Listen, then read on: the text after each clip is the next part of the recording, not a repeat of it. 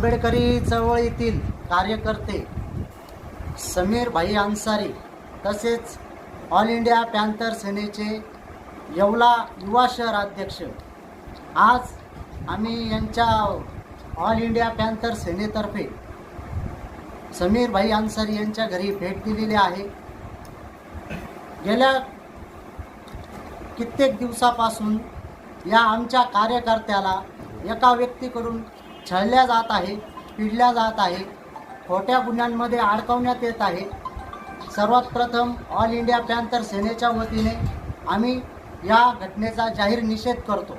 वारंवार आंबेडकरी चळवळीतील कार्यकर्त्यांवरच या प्रकारे हल्ले होणे, खोटे गुन्हे दाखल होणे यावर तत्काळ कारवाई करण्यात यावी यासाठी आम्ही आज PI साहेब, येवला सिटी PI साहेब यांना निवेदन देखील दिलेले आहे। सदरील व्यक्तीने आमच्या कार्यकर्त्याला